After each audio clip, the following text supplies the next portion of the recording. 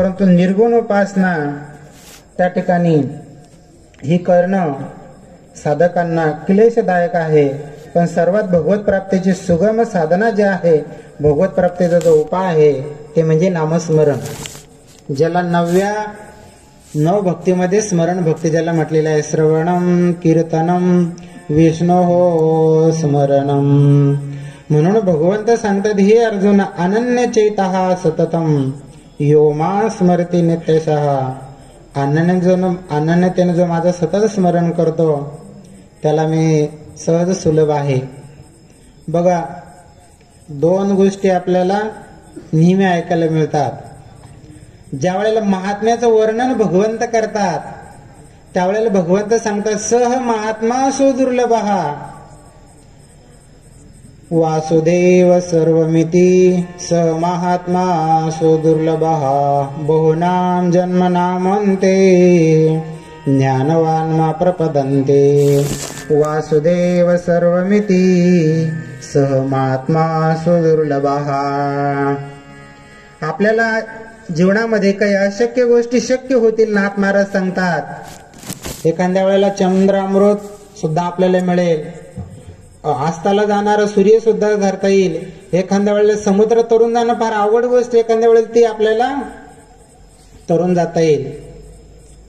पण संतांची भेटी फार दुर्लभ सांगितले नाही का. चंद्रामृत सुखे सेवे वेल आस्ता जाता रवी धरवेल बाहे एका वेळा समुद्र तरेल परिया साधूचे भेटे दुर्लभगा. दुर्लभो मानुष देहो देहिनाम शनमंगुरा तत्रापि दुर्लभ मन्य वैकुंठम प्रिय दर्शनम.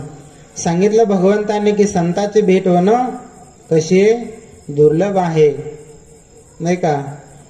संत भेटी ही दुर्लभ सांगितली, पण भगवंत सांगितलं माझी प्राप्ती कशी आहे, सुलभ आहे. मला प्राप्त करायचं असेल तर ते सहज सुलभ आहे. आता त्या भगवान परमात्म्याला सहज प्राप्त करून घ्यायचं, ते सुलभ साधना कोणती जर असेल तर माऊलीने सुद्धा हरिपाठामध्ये सुलभ शब्द एका ठिकाणी लिहिला आहे.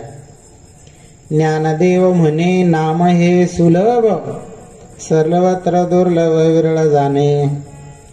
ज्याला वाचता येतं, ज्याला पाठ आहे, ज्याला छंद आहे, कमीत कमी हरिपाठ म्हणत जा. नाही दररोज तर एकादशीला नाही का. काय म्हटलं माऊलींनी, सुलभ साधने नाम साधना. आणि त्या साधनेनं ती साधना केली असता मी त्या साधकांना सद आणि त्या ठिकाणी प्राप्त होतो. आता या ठिकाणी चिंतन जर पाहायचं ठरलं, अनन्य चेता. अनन्य कशाला म्हटलेलं आहे की ज्याचं चित्त अन्य कोणत्याही वस्तूमध्ये न लागता निरंतर अनन्य प्रेमाने भगवान परमेश्वरामध्ये आणि चित्त ज्यांचं राहतं त्याला अनन्य म्हणतात. अन्य आश्रयाचा त्याग त्याला म्हणतात अनन्य. सिद्धांत पटवून देण्यासाठी एक दृष्टांत सांगितला जातो. चातक पक्षी पावसाळ्यामध्ये जो पाऊस पडतो वरच्यावर आणि जे थेंब पडतात ते सेवन करतो. पृथ्वीवर पाण्याचा स्पर्श झाला तर चातक पक्षी ते कधीही सेवन करत नाही, एवढा तो अनन्य असतो. एक वेळेला काय झालं, एक चातक पक्षी त्या पाण्यात बुडणार, मरणार. त्याने पाहिला आपला प्राण जाणार, पण ते खालचं पाणी नाही, अशी वरती त्याने चोंच केली. ते पाणी जर तोंडात गेलं तर त्याचं अनन्यता जे आहे ते नष्ट होईल. म्हणून तो पूर्ण पाण्यात बुडला चातक पक्षी, तरी त्यांनी ती चोंच आपली वरतीच ठेवली. याला म्हणतात अनन्य. म्हणून असे जे भक्त अनन्य चैतः सततम, की अनन्य भावाने माझं स्मरण करतात देवा. बघा, गोपिकाच्या जीवनामध्ये हा भाव पाहायला मिळतो की नेहमी गोपिका सदैव त्यांचं जे चित्त होतं ते भगवंताच्या मध्ये लागलेलं असायचं. हरीने माझे हरिले चित्त भारही वित्त विसरले. हरिने माझे हरिले चित्त, हरिने माझे हरिले चित्त, हरिने माझे हरिले चित्त,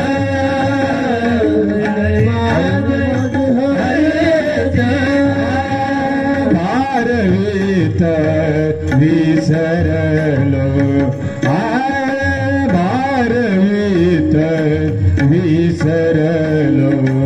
आता कैसी जाऊ घरा, आता कैसी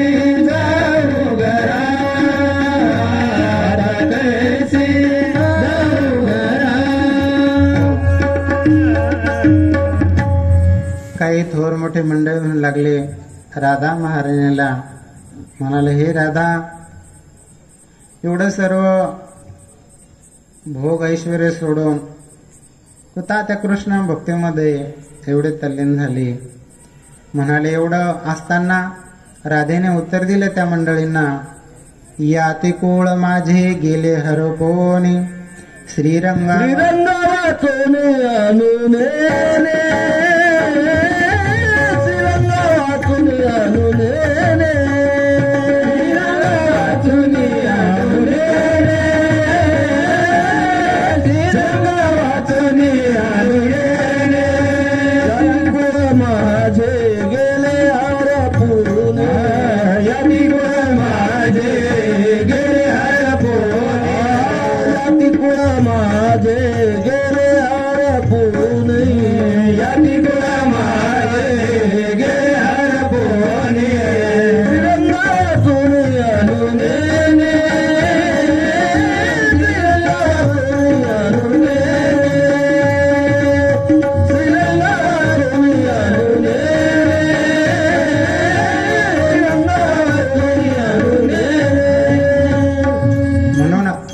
राधा महाराणी सांगितलं की माझं जे कुळ आहे, माझं चित्त आहे ते भगवंतामध्ये समर्थ झालेलं आहे.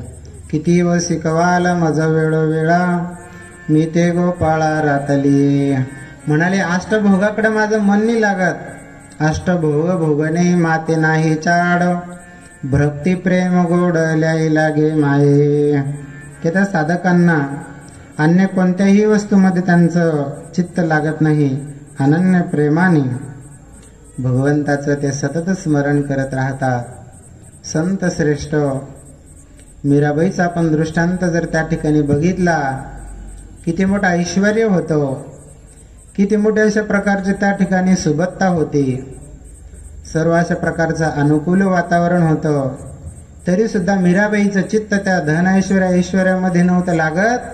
तर संत मीराबाईचं मन नाही का ऐसी लागी लगन मीरा हो गई मगन, वो तो गली गली हरि गुण गाने लगी, महलों में पली बन के जो बन चली, मीरा रानी दीवानी कहाने लगी, ऐसी लागी लगन मीरा हो गए मगन, वो तो गली गली हरि गाने लगी, ऐसी लागी लगन हो गए मगन.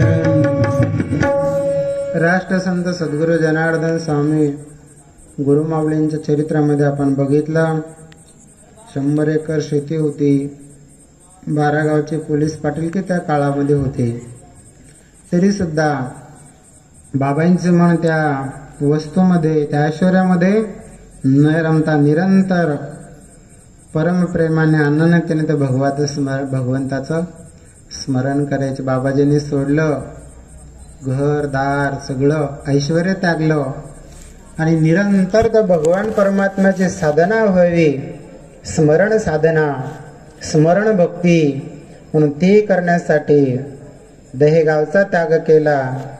आईची आज्ञा नव्हती घर सोडायची, आईची सेवा केली आणि नंतर आईचं देह शांत झाल्यावर सगळं कर्म करून श्री क्षेत्र अंदरसुल्ला गेले बाबाजी. आणि एवढं स्मरण केलं, एवढं स्मरण केलं, एक वेळेला म्हणतात बाजीराव पाटील आलेच शोधत शोधत अंदरसुल्ला. म्हणाले जन्म चल, म्हणाले उठ, काय बसलं इथं नामस्मरण करत. असे बरेचसे साधक भक्त असेल, काय उठले सुटले बाबा तुम्हाला जनार्दन बाबा जेड आला प्रदोष की या गाडी चला पोळ्या टाका स्वयंपाक करा असं म्हणणारे असतीलच.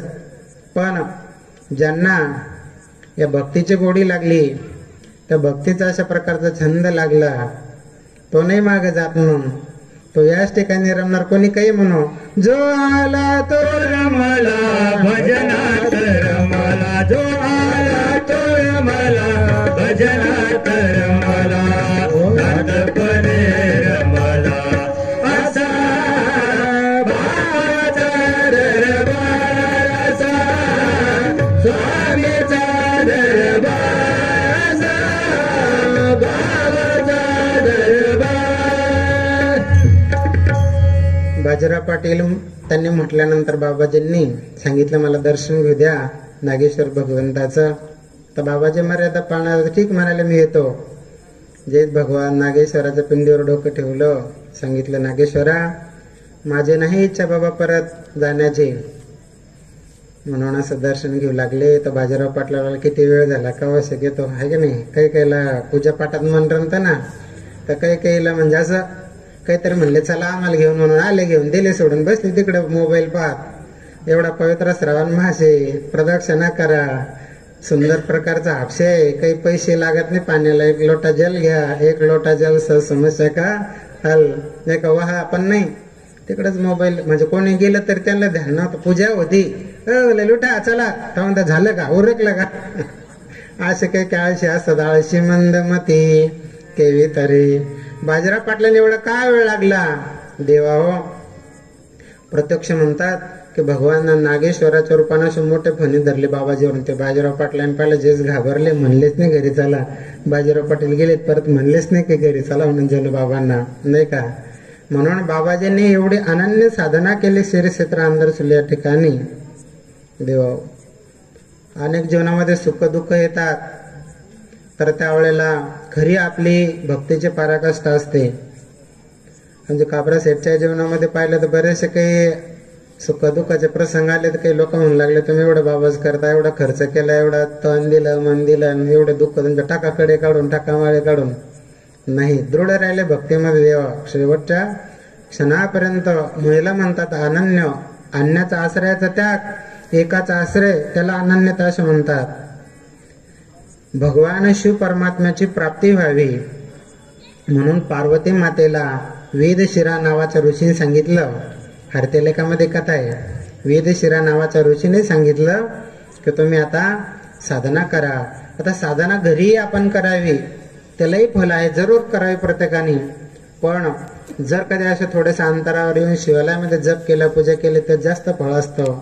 म्हणून महर्षी नारदांनी सुद्धा आले असताना म्हणाले हिमालय की आमच्या मुलीचं भविष्य सांगा, याला कसे पती मिळणार, काय मिळणार, याला खूप मोठा पती मिळणार म्हणून, पण त्याला प्राप्त करण्यासाठी तप करावं लागेल. नारदांनी सांगितलं, वेदशिरा नावाच्या ऋषींनी सांगितलं. मग पार्वती मातेने सांगितलं, म्हणाले माते मला भगवान शिवाची प्राप्ती करायची, तर जाऊ दे ना मला साधना करण्यासाठी. म्हणून एका सखीला सोबत घेतलं आणि एका घनदाट अरण्यामध्ये साधना करू लागल्या. डोंगर परिसरावर जर आपण साधना केली उंच भागावर, तिथे लाख पटीनं महत्व आहे पुण्याचं. म्हणून तुकोबारायांना सुंदरचा वाडा होता देहू गावात. का त्या ठिकाणी नामस्मरण न करता भंडारा डोंगरावर गेले, भावचंद्र डोंगरावर गेले. जागे जागेचा महिमा असतो म्हणून त्यांनी तिथे जाऊन साधना केली. आणि त्यावेळेस सगळं हरित वातावरण होतं. पार्वती माता गेली हिरवं हिरवं. तालिका नावाची एक सखी होती त्यांच्या सोबत, म्हणून व्रताचं नाव पडलं हरितालिका. तर पार्वती मातेची परीक्षा भोलेनाथाने घेण्यासाठी एका ब्रह्मचार्याचं रूप घेतलं. शिवपुराणामध्ये रुद्रसंहितामध्ये शतरुद्रसंहिता असं एका संहितेचं नाव 100 भगवंताचं नाव. शत म्हणजे 100 आणि रुद्र म्हणजे 100 अवतार झालेले भगवान शिवाचे. भगवान विष्णू तरी कुठं प्रमुख 2, त्यापेक्षा जास्त 10, त्यापेक्षा 24 अवतार, पण भगवान शिवाचे 100 अवतार. त्यामध्ये एक ब्रह्मचारी अवतार आहे. एक ब्रह्मचार्याचं रूप घेतलं. म्हणाले की हे कन्या काय करतेस, म्हणाले तप साधना. कशासाठी, म्हणे भोलेनाथ पती. काय म्हणे भोलेनाथाकडं राहायला म्हणे तिथं स्मशानात आहे, अंगावर सर्व रुंडमाळा आहेत, रुद्राक्ष भस्म आहे, त्यापेक्षा विष्णू भगवंताला प्राप्त करण्यासाठी तप करणं. म्हणाले तुम्ही ब्राह्मण देवता आहे पूजनीय, तुमचा अनादर करू नये, पण तुम्ही आता माझ्या इष्टविषयी जर अनुचित बोललात तर सखीला सांगितलं लोटून काढून द्या. तर भगवान शिवाने काय पाहिली, पार्वती मातेची परीक्षा, याला म्हणतात अनन्य. पार्वती मातेने सांगितलं की मी पुन्हा जन्म घेईन, मला शिवाची जर प्राप्ती झाली पुन्हा साधना करील, पुन्हा जन्म घेईल, पुन्हा साधना करील, पण भगवान शिवालाच त्या ठिकाणी प्राप्त करील. याला म्हणतात अनन्यता. की म्हणून पार्वती मातेच्या तप साधनेमुळं भगवान शिवजी प्रसन्न झाले आणि पार्वती मातेला वर दिला. सगळ्याला माहिती शिव पार्वती काय झाला, वा शुभ मंगल सावधान सावधान शुभ मंगल सावधान. मागच्या म्हणते पंगत एका लगेच 9 वाजता लग्न लागलं. म्हणजे भगवान शिवाची प्राप्ती झाली. कशामुळं? नामसाधनेमुळं.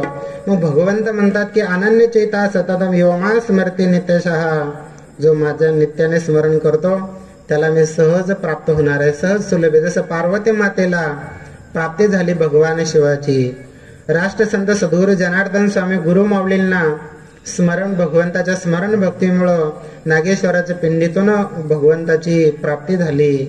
समर्थ रामदास स्वामी महाराजांना 13 कोटी श्रीराम जय राम जय जय राम जप केला तर त्यांना नामस्मरण घडो संत समागम, नामस्मरण घडो संत समागम, ओगाची धामा नाको देवा, ओगाची धामा नाको देवा.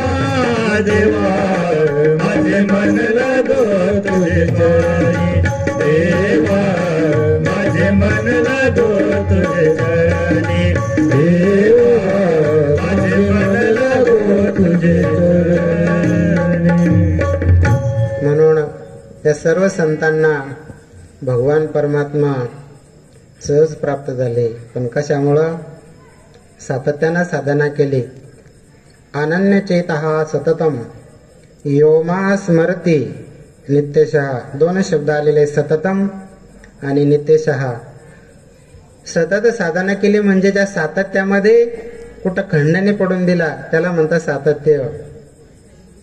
बऱ्याच जणांना म्हणतं का प्रदोषला दिसलं नाही, आलो असतो बाबा, पण समजून घ्यायचं कुठंतरी खंड पडला. खंड पडू द्यायचा नाही. खूपच अपरिहार्य घटना झाली काय की नाही. अपरिहार्य घटनामध्ये एखाद्याचं घरातलं कोणी गेलं सगळं, मग त्यावेळेला ठिकाणी आलं तर 3 पिढीपर्यंत बाबा म्हणतात सुतक पाळायचं.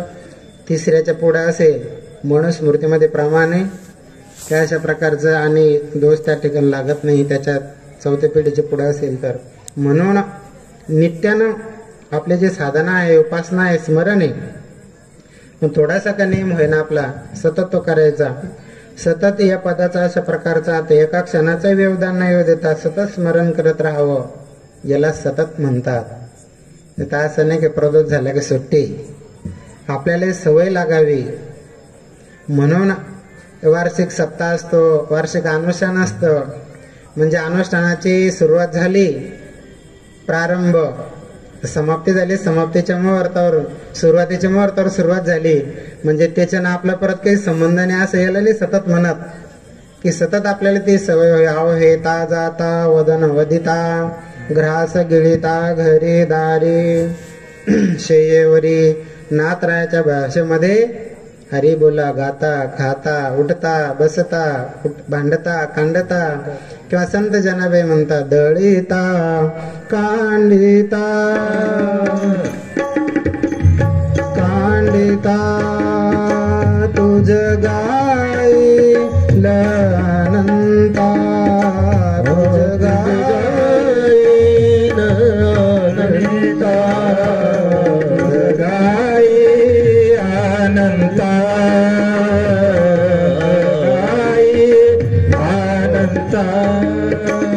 म्हणून सतत स्मरण करतो.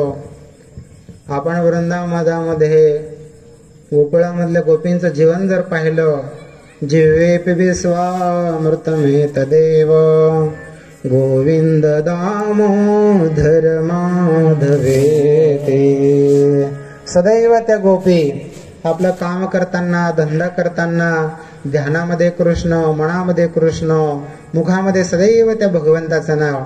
नवे नवे आपल्या डोक्यावर त्यांनी दही आणि दूध घेतलं आणि मथुरेला विकायला जर त्या चालल्या तर त्यावेळेला त्यांची अशी अवस्था झालेली होती, दही घ्या दूध घ्या नव्हत्या म्हणत त्या.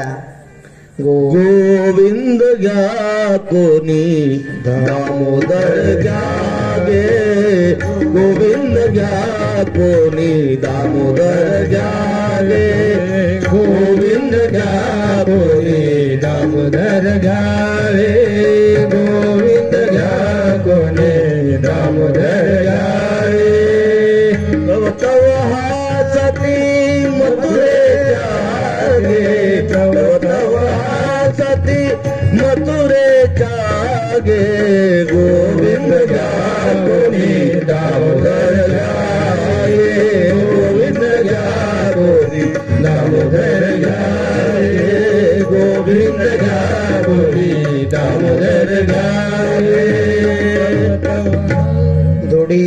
दुडी गवळण साते निघाली, गोविंद घ्या कोणी दामोदर घ्या गे.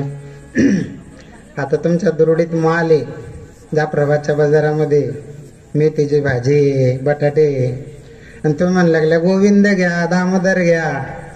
बाकीचे बाया निडी झाली का काय, माल वेगळा आणि घेते म्हणते वेगळं काय का नाही.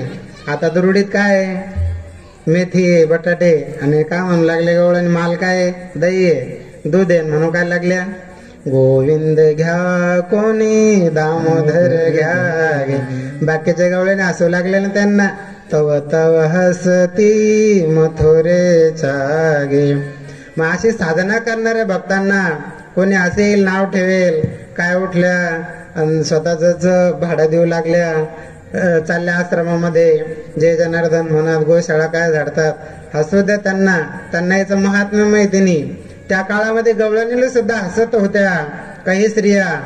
तव तव हसती मथुरेच्या गे. तुका म्हणे हसे जन नाही कान ते ठाई. ते त्यांच्याकडे लक्ष देत नव्हत्या. कोणी निंदा अथवा वंदा आम्ही भजो त्या गोविंदा. सदैव आणि सतत त्या गवळणी बाजाराला निघाल्या की भगवंताचं स्मरण करत जात होत्या, आहे का नाही. म्हणून याला म्हणतात सतत सतत भगवंताचं स्मरण. एक संत होऊन गेले राजस्थानमध्ये बुधाराम नावाचे, एवढंच भगवंताचं स्मरण करायचे ते अष्टमप्रहर भगवंताचं भजन. असंच भजन करणारा भक्तच भगवंताला आवडतो. आवडे देवासी तो एक प्रकार, नामाचा उच्चार रात्रंदिवस. आई म्हणायचे बुधाराम, अरे बाळ जेवण तयार झालं, चल जेवायला. बुधाराम ज्याची अवस्था झालेली होती त्या नामात एवढे तल्लीन झालेले होते, त्यांना स्मरण नसायचं. कधी कधी आई अशी हलवायचे. नामस्मरण करताना कशी अवस्था होते की आपल्याला बाह्य जगाचं विस्मरण पडतं आणि त्या पारलौकिक जगामध्ये आपले तार छेडले तर त्याच्यामध्ये साधक रममान होतात. म्हणतात एका जागी एका ठिकाणी 40 वर्ष योगी अरविंदाने अनुष्ठान केलं. 40 मिनिटं आपल्याला जास्त होतात, लगेच घड्याळ पाहतात 8ला सुरू झालं, 8:40 झाले. आता ज्या महापुरुषांनी संतांनी योगी अरविंद पांडिचेरीला परमश्रद्धेय स्वामी माधवगिरी बाबांच्या सोबत रामेश्वर तीर्थयात्रा करत असताना दर्शनाला गेलो. ज्या रूममध्ये त्यांनी साधना केली, प्रत्यक्ष भगवान श्रीकृष्ण त्यांच्या सोबत बोलायचे, स्वामी विवेकानंद त्यांचा संवाद व्हायचा. 1 वर्ष लागतं त्या रूम मध्ये जाऊन डोकं टेकवायला. 1 वर्ष लागतं, म्हणजे नंबर लावावं लागतात 1 वर्षानंतर. त्यावेळेला आता नाही सांगता येत. जवळपास महामृत्युंजयची प्राणप्रतिष्ठा झाल्यानंतर बाबासोबत रामेश्वर तीर्थयात्रेचा योग आला होता. 22-23 वर्ष गेले सेट, आणि आता 19 तारखेला आपल्या जीवनामध्ये रामेश्वर धाम सुद्धा आहे आणि ज्योतिर्लिंग सुद्धा त्या ठिकाणी आहे. त्यावेळेला गेलो होतो. किती वर्ष तप साधना केली आणि योगी अरविंदाने 40 वर्ष सतत भगवंताचं स्मरण त्या ठिकाणी केलं. याला म्हणतात सातत्य. योमा स्मरते नित्यशः. असं सतत जो भगवंताचं स्मरण करतो देव. लक्ष्मी वल्लभ तया जवळी, लक्ष्मी वल्लभ तया जवळी, लक्ष्मी वल्लभ तया जवळी, लक्ष्मी वल्लभ तया जवळी. मनामी ते प्राणी दुर्लभ, नित्यने मनामी ते प्राणी दुर्लभ, लक्ष्मी वल्लभ तया जवळी, लक्ष्मी वल्लभ तया जवळी, लक्ष्मी वल्लभ तया जवळी, लक्ष्मी वल्लभ तया जवळी. म्हणून माऊली सांगितलं की त्यांनाच तो भगवान लक्ष्मी वल्लभ आणि सुलभ होतो. कोण नित्यने मनामी ते प्राणी दुर्लभ. नित्याने जर सतत स्मरण करतो त्यांनाच भगवान परमात्मा प्राप्त होतो. पांडवांच्या जीवनामध्ये 12 वर्षाचा वनवास, 1 वर्षाचा अज्ञातवास, तरी भगवंताला विसरले का? आद्यच नाव आठवा. तर भगवंताला त्याने आठवलं दुःखात सुद्धा. भक्ती सोडली नाही. पाहते पांडव अखंड वनवासी, परी त्या देवासी न विसरती. आता एकाच वाक्यात लक्ष देऊन ऐका. स्मरण करणं भगवंताचं आपण म्हणतो नामस्मरण आहे की नाही. जपानुष्ठान नामस्मरण करतो 7 दिवस. स्मरण शब्दाचा अर्थ आहे की कधीही त्या भगवंताचं विस्मरण न होणे नाम स्मरण. म्हणून तो कोबराय म्हणतो ध्येचे दान देगा देवा तुझा विसर न व्हावा. त्याचा विसर पडून आपल्याला नेहमी तिची आठवण होत राहावी. म्हणून उपक्रम आहे प्रदोषलेया. मग आठवण आपल्याला करून देतील की बस सतत स्मरण करा आहे का नाही. आता भगवंताचा अवतार झाला. त्या अवताराचा क्रमांक सुद्धा 8वा अशा प्रकारचा आहे. बघा भक्तांच्या जीवनामध्ये स्मरण भक्तीचे अधिकारी आहेत सीतामय्या. जीवनामध्ये किती दुःख होतं. कितीतरी महिने रावणाच्या आणि त्या अशोक वाटिकेमध्ये अशोक वृक्षाखाली, तरी सुद्धा सीतामय्याने रामस्मरण सोडलं नाही दुःखामध्ये. स्मरण भक्तीचे अधिकारी भागवतामध्ये पाहिलं तर भक्त प्रल्हादजी. प्रल्हादासी पिता करीतो जाचनी, परे स्मरे मनी नारायण. वडिलांनी किती अशा प्रकारचे प्रयोग केले तरी भक्त प्रल्हादाने स्मरण सोडलं का. याला म्हणतात सातत्य. प्रल्हादासी पिता करीतो जाचनी, परे तो स्मरे मनी नारायण. सुदाम ब्राह्मण दरिद्रे पिढीला नाही विसरला. एवढं दारिद्र्य एवढी गरिबी होती तरी सुद्धा भगवंताला विसरले नाही. भगवंताला न विसरणे नामस्मरण आहे. नाम स्मरण आहे. म्हणून भगवंत म्हणतात अनन्य चेता सततम यो मा स्मरते नित्यशः. की असं नित्याने जो स्मरण करतो अर्जुना त्या भक्ताला मी सहज आणि त्या ठिकाणी प्राप्त अशा प्रकारचं होणार आहे. म्हणून त्या भगवान परमात्म्याचं सातत्यानं स्मरण एका छोट्याशा बालकांनी केलं. मग लहान मुलं जरूर मुलांना आपण आणलं पाहिजे अनुष्ठानात सेवेमध्ये. त्यांच्यावर सुद्धा काही भगवत भक्ताचे संस्कार सानिध्य नुसतं पाहिलं काही कृती भगवत कृती करताना तरी सुद्धा त्यांना प्रेरणा होते आणि त्यांना सुद्धा ती भगवत साधना करण्याची एक प्रेरणा होते आणि ती भगवत साधना त्यांच्या जीवनात आली म्हणजे त्यांना सुद्धा भगवत प्राप्ती होते. पौराणिक आपण एक दृष्टांत बघू शिवमहापुराणातला आणि आपली सेवा संपू. तत्पूर्वी सर्वांनी थोडंसं हाताने टाळी मुखाने भजन करायचंय. नम शिवाय ओम नमः शिवाय. हर हर भोले नमः शिवाय. नमः शिवाय. ओम नमः शिवाय. हर हर भोले नमः शिवाय. नमः शिवाय. ओम नमः शिवाय. हर हर भोले नमः शिवाय. नमः शिवाय. ओम नमः शिवाय. हर हर भोले नमः शिवाय. गंगाधराय श्री गंगाधराय. हर हर भोले नमः शिवाय. गंगाधराय शिव गंगाधराय. हर हर भोले नमः शिवाय. नमः शिवाय. ओम नमः शिवाय. हर हर भोले नमः शिवाय. नमः शिवाय. ओम नमः शिवाय. हर हर भोले नमः शिवाय. काय म्हणते न बापा हेच कौरक म्हणत राहता भजन. काही भजनाची व्यवस्था आहे की नाही प्रसादाला बघा. प्रेरणा होते भगवत सानिध्यामध्ये. महापुरुषांचा संघ महापुरुषाचं सानिध्य व्हायला जात नाही. चंद्रसेन नावाचा राजा भगवान शिवाची उपासना करत असताना एक विधवा स्त्री होती गवळ्याची. ते छोटासा मुलगा होता कड्यावर. त्यांनी पाहिलं हा राजा शिव भजन करतो. भगवान शिव पिंडीवर पंचामृताने अभिषेक करतो. त्या मुलालाही ती गोडी लागली. ते दृश्य पाहिल्यानंतर आणि त्याच्या जीवनामध्ये एवढं अनन्यतेने त्या ठिकाणी पूजा होऊ लागली, स्मरण होऊ लागलं. आता गवळे असल्यामुळं गायी वळायला जायचं, ते विसरूनच जायचं तिकडे गायी, नुसतं शिवशिव भजन करत राहायचा. परम श्रद्धेय परमपूज्य वैकुंठवासी नारायणदेव बाबा जनार्दन स्वामींचा अनुग्रह मिळाला स्वप्नात, आणि धारेश्वराला जाऊन बसले भजन करत. बाबा स्वतः आम्हाला सांगायचे, मुखातून कधी कधी येत नाही जायचो, ते मेंढ्या कोणीकडे वावरात जायचे आणि लोकांचे माल खायचे, लोक मला भांडायचे म्हणे, एवढे भजनामध्ये तल्लीन होऊन जायचे.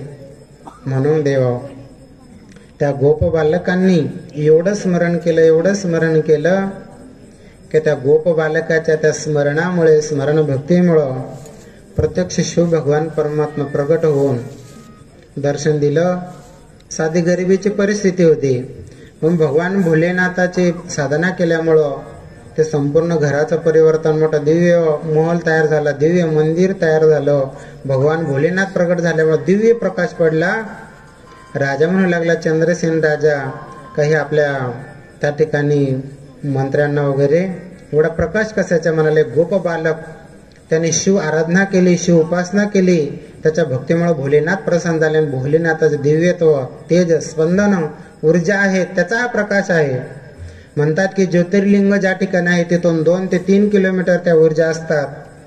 म्हणून राजा सुद्धा भगवान शिव परमात्म्याच्या दर्शनाला गेले. तोपर्यंत भगवान परमात्म्याने दर्शन देऊन भगवान परमात्मा लुप्त झाले. काही राजे म्हणाले, हो एक चांगले आणि PhD झालेले, MA वेदांत झालेले महात्म्यांना चरित्र दिले बाबाजींचं. ते म्हणाले, काही काही भक्तांनी काही असंच लिहून ठेवलं, पण नाही, ज्यांनी लिहिलं त्याने जनार्दन स्वामीच्या मुखातून प्रत्यक्ष आणि अनुभवलं, आणि ते त्यांनी ऐकलं. आणि ते जे बोलतात, संत बोलतात अनमोल, त्यांचे शब्द नंढर ते बोल.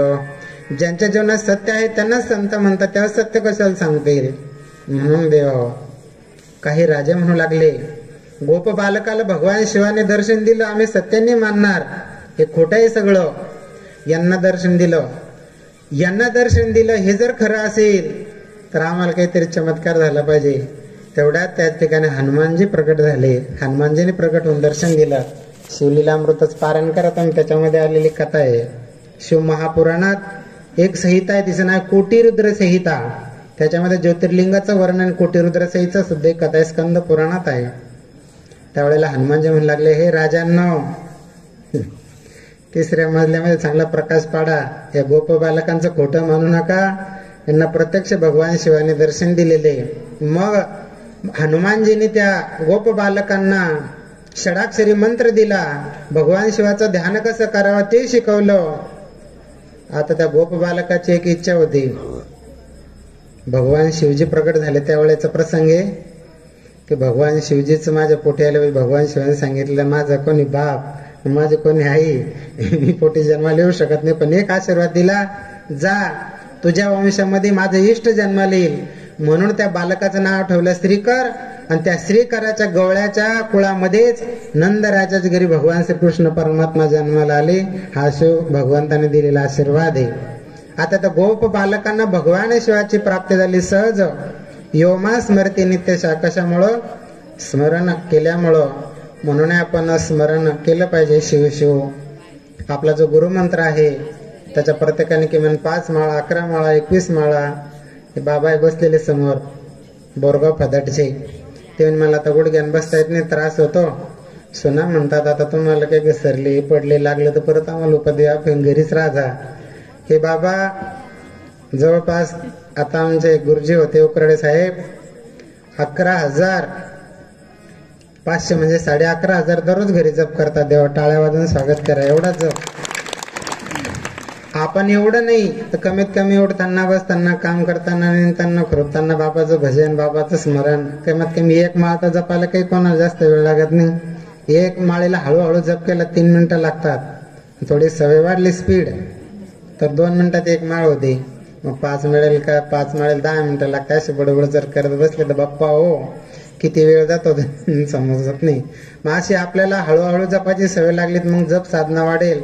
आणि ते जप सतत चालला, सतत आपली साधना होत राहिली तर आपल्याला सहज त्या भगवंताची प्राप्त होईल, आहे का नाही.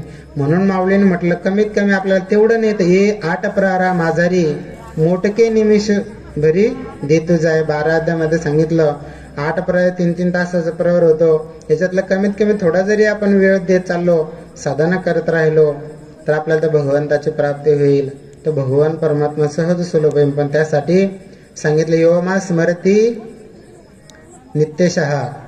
नित्य सतत या शब्दाचा अर्थ आहे, सतत म्हणजे कधी न त्याचा विसर न पडते, सतत करत राहणं. नित्यशः म्हणजे सकाळी उठल्यापासून तर संध्याकाळी झोपेपर्यंत. दुसरा भाव जन्मल्यापासून तर शेवटच्या क्षणापर्यंत, याला म्हणतात नित्यशः स्मरण. म्हणून एका भजनामध्ये वर्णन आलं पाहिजे, तर भोलेनाथाचं दर्शन घेतलं पाहिजे. तर गोप बालकाचं आपल्याला सुद्धा दर्शन देईन ना. पहा पहा डोळा माझा शिवशंकर भोळा, पहा पहा डोळा माझा शिवशंकर भोळा, पहा पहा डोळा माझा शिवशंकर भोळा. शिव भोळा शंकर भोळा, शिव भोळा शंकर भोळा, पहा डोळा माझा शिवशंकर भोळा.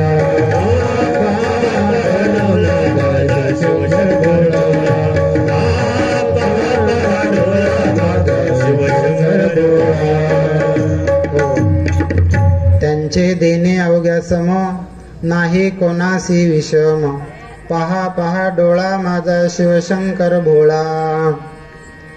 प्रभा क्षेत्राच्या ठिकाणी 6 महिने 10 करोड जप चंद्र भगवंताने केला. 6 महिन्यात 10 करोड जप. हिशेब करणारी मंडळी म्हणतील कसा शक्य आहे.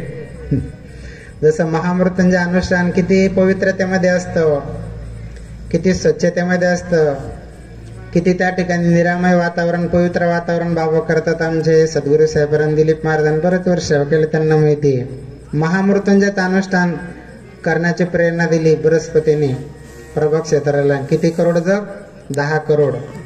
मग तो जप आपल्याला स्वतःने करता आला, तर इतरांना ऋषी मुनींनी सांगितलं की आम्ही सुद्धा जप संख्या पूर्ण करण्यासाठी मदत करतो. जसं काही जप आपल्याला नाही करता आला, बाबा सांगतात स्वतः करणे तर ब्राह्मणाकडून करून घ्या, त्याचं पुण्य आपल्याला मिळू शकतो. म्हणून एवढं जप साधना केली, स्मरण सहज भगवान शिव आणि सहज सुलभ झाले. आणि चंद्र भगवंताने दर्शन दिलं. त्या ज्योतिर्लिंगाचं नाव आहे सौराष्ट्रे सोमनाथांच. म्हणून आपल्या जीवनामध्ये तर भगवंताची प्राप्ती करायची असेल तर भगवंत सांगतात 8व्या अध्यायामध्ये भगवत प्राप्तीचा सहज सुलभ उपाय किंवा साधना भगवत प्राप्तीची. यो मा स्मरती नित्यशः, की माझं स्मरण केल्यानंतर त्या साधकांना मी सहज सुलभ होणार आहे. आजच्या प्रदोष निमित्तानं आपण श्रीमद भगवद्गीतेतील एक भगवत वचन घेऊन त्याच्यावर यथामती चिंतन करण्याचा प्रयत्न केला. प्रवचनाचा वेळ आपला संपला. सद्गुरू साहेबांना आमचे वालसेचे नारायण माजी सरपंच नारायण पाटील पोटे सेठ यांनी सुद्धा फोनवर सांगितलं की मला अनुष्ठान करायचं. मागच्या वेळेला आमच्या सोबत अनुष्ठान केलं, त्यांना ते पाणी उभारलं तर खूप त्रास झाला. 5-6 महिने जखमाच बरे झाले नाही. हनुमंतराच्या दरबारात खूप मोठे संत निवास रूम आहे, तिथं त्यांनी 7 दिवस अनुष्ठान केलं. म्हणलं सकाळी मोहन सोडायला त्यांचं सुद्धा आज आणि अनुष्ठान समाप्ती झाली.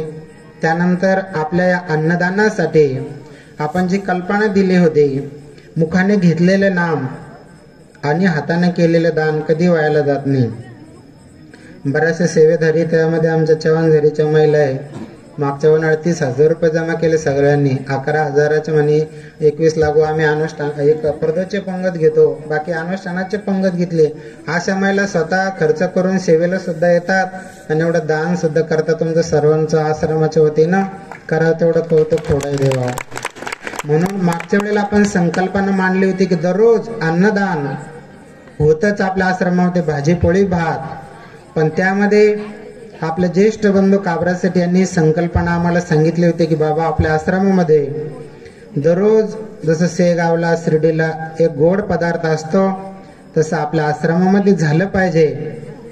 म्हणून त्यांची जी इच्छा होती ती बाबाजी आता असं वाटतं पूर्ण करण्याच्या मार्गावर बाबाजी आहेत.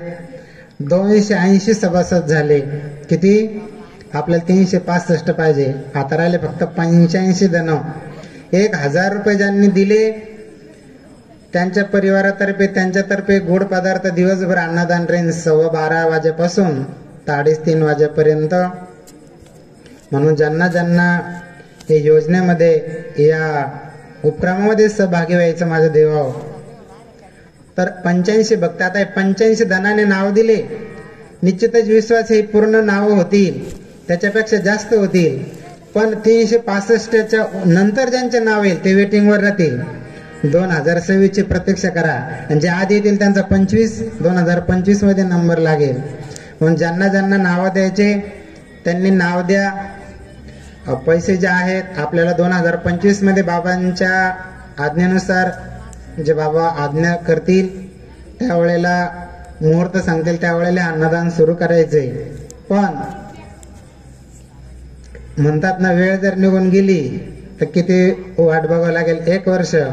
म्हणून 280 भक्त त्या ठिकाणी झालेले आहेत. आज आपल्या या अन्नदानासाठी 1000 ताट आणि 1000 ग्लास व्हावेत ही इच्छा होती. 1000 पेक्षा जास्त ताट आणि ग्लास झालेले आहेत. आज श्री नारायण चव्हाण कुंभरझरी यांनी 10 ताट आणि 10 ग्लास दिले. त्यांचं टाळ्या वाजवून स्वागत करा. यांच्या परिवारातील त्यांचे चिरंजीव यांची दरवर्षी आपल्या अनुष्ठानाला 11,000ची पंगत सुद्धा राहते. प्रदोषमध्ये सुद्धा सांगतात बाबा आम्हाला पंगत द्या. असे चव्हाण झरीवाल्याच्या मागून लागून लय नंबर काढला तुम्ही. असे सगळ्यांची सेवा आहे. त्याचप्रमाणे आपल्या कार्यक्रमासाठी सद्गुरू साहेबांपर्यंत ज्ञानेश्वर माऊली, जनेश्वर आश्रम जेवखेडा